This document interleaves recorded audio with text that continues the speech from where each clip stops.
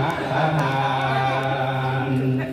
เสกใส่พ่อใหญ่หัวล้านตาย3 คนเสกใส่หมอน้ำมนต์ตาย9เสกใส่ผู้เฒ่าตาย20เสกใส่ผู้สาวเมียหันเมียใหม่มาพันเหตุมือนี้ตายเป็น100เสกใส่เด็กน้อยตายพ่อพันและยังบ่หยุดแค่สั่นผู้อยู่เรื่องเก่าอี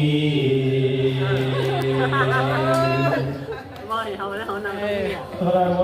ว้า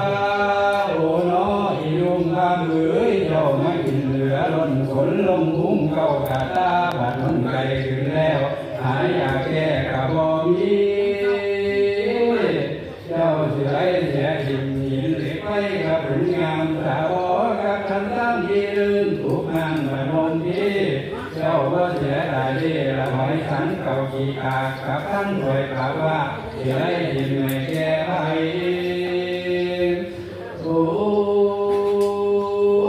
ยทั้งหลายเป็นตายตายย้อนเจ็บตายย้อนไข่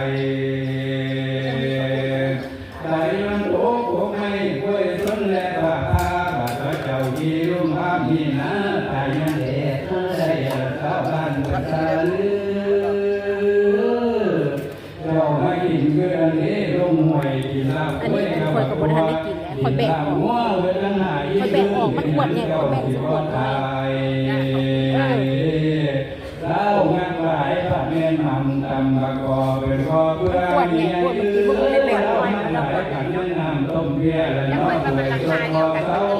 หากเราขับลาก็เป็นขวดนี่ดิเป็นดินเพื่อตามกะละมังก็ยังร้านยิ้มทองไปหินเล่นละก่อนดินรวมจริงพร้อมตัดเราไปขอหินเล่นจนเบิดเสียงขึ้นแล้วไปเชื่องให้เอ้ย